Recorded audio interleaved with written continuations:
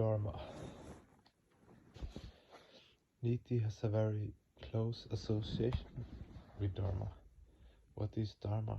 That which sustains the jiva is Dharma, and the practical side of Dharma is expressed in the words Asharanat Dharmaha.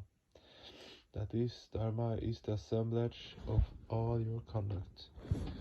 The way you eat, the way you speak, the way you perform sadhana. If your conduct is good, Dharma is with you. If your conduct is not good, Dharma is not with you. And if Dharma is not with you, what comes about is your sarvanasha or sarvatmaka vinasha, that is, your physical, mental and spiritual ruin. Now you may say that your Atman cannot be ruined, that is correct. But your Atman will not remain in the form of Atman, it will become crudified.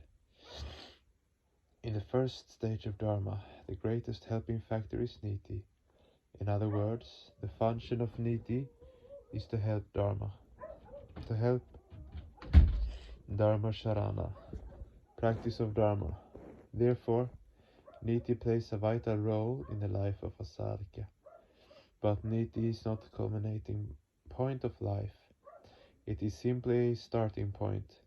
In order to enter a house, one has to pass through the gate, and this passing through the gate is Niti. But one has not gotten into the house simply by passing through the gate. To get in, one has to knock on the door. The entering into the house after knocking on the door means Dharma sadhana. Yes, to be a moralist is not enough. It only provides one with a passport to enter the house.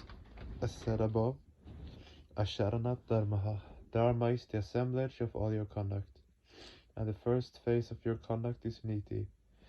Therefore, those who are bereft of Niti cannot be dharmic, and those who are dharmic cannot go against Niti. Now the question crops up whether Niti is a relative factor or an absolute factor. Niti is not cent% relative, but it is not absolute either, because Niti does not have any direct relation with Paramatman. It cannot by its own force help one attain him. Niti is a happy blending of relative and absolute. The final goal of Dharma is Paramatman. So for a Dharma sadhaka there can be no other end.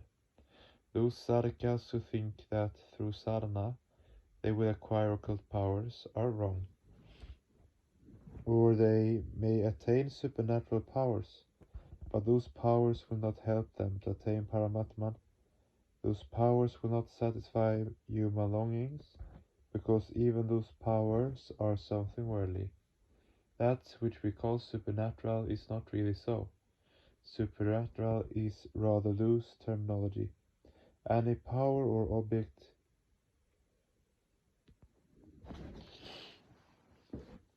which has come within the bondages of the world is not supernatural but natural.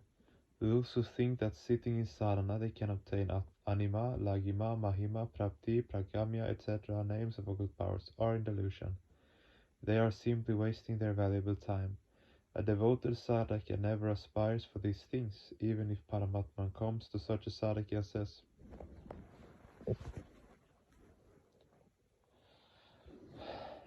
"My child, take all these powers." The sadhaka will reply, "Paramatman, keep those powers for yourself. I don't need them. I want you and you alone.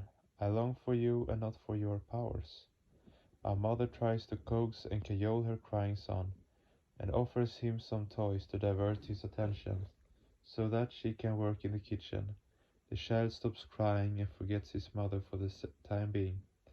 But if he is a bit naughty, he will again resume his effort to reach the breast of his mother. He will throw away the toys and cry for mother only, and the mother ultimately has to come and take the child on her lap. A devoted sadhaka is like this child. He or she will say, "Oh Father, this world that I see all around is a plethora of toys. This world took its birth at a certain time, so it will also come to an end at some odd time or other. This world has not been given permanently to anybody.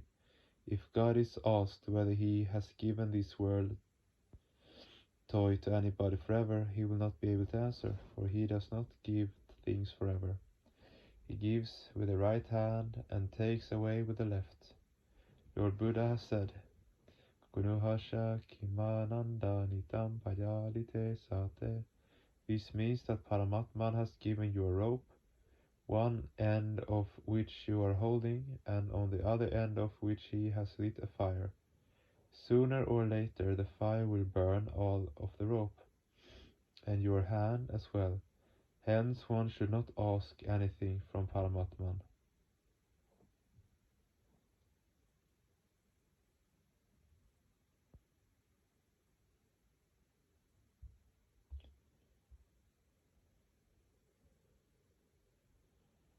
Niti and Dharma.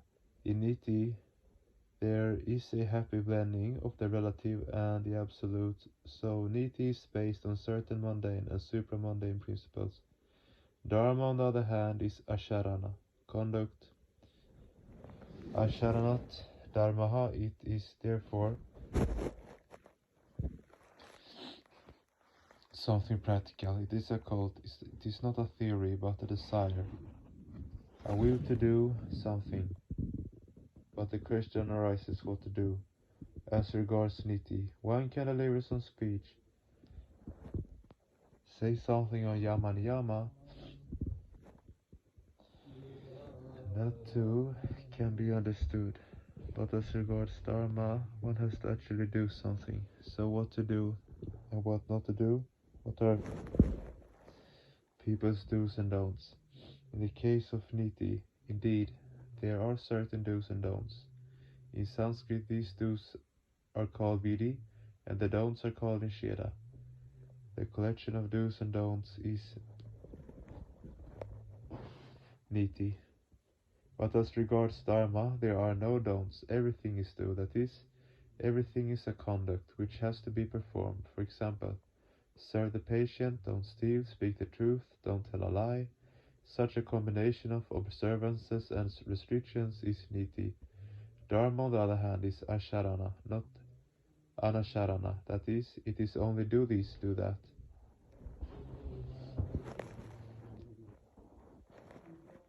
Do sadhana for Paramatma like this, sing bhajans like this, do pranayama like this, do nyasa, a kind of breath control like this. There is only vidhi and no nisheda. This is the fundamental difference between Dharma and Niti. So in Dharma, there are only do's. Now common people will naturally ask, what is it that we are to do? Shrutayo vibinaha smritayo vibinaha naikam muniryasya matam nabinam dharmasya tattvam nihitam guhayam mahajano yena gataha sapantaha.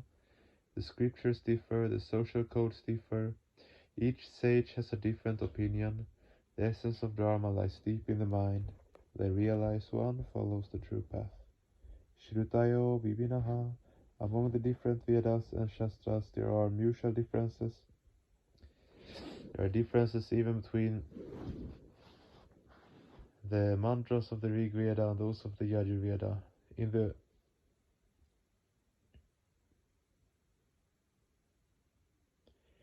In the one it says Pitrasva and in the other Pitrastam. The one says Sarvato Mukha and the other says Vishvato Mukha. So the Rig Veda and the Yajur Veda are not identical. They have differences wide and deep. So what should common people do? Which should they accept? Similar is the case with Niti. One person will say that sadhana must be done facing the east, and another would say facing the north. Would say that instead of facing the sun while meditating, one should face the pole star. Yet another person will say that sadhana should be done facing the west from India, that is facing Mecca. Only poor south has not received anybody's sanction. But really Paramatman is in all the directions. Do not all these directions belong to Paramatman? How could Paramatman be only in the east and not in the west? But Niti-vadis, exponents of principles of Niti, will quarrel among themselves. as said earlier, there is something relative in niti. As far as the controversy regarding the four directions is concerned, sadhakas would say, Esoha deva pradishonu sarva purvohi yataha sa garbe anta sa eva yataha sa yanisya mana pratyayanam shtishtate vishvato mukha. The singular entity has manifested himself in the form of the 10 directions. He has been born in the past as the offspring of different living beings, and will continue to be so born in the future. He inheres in every object and is the witnessing counterpart of those objects.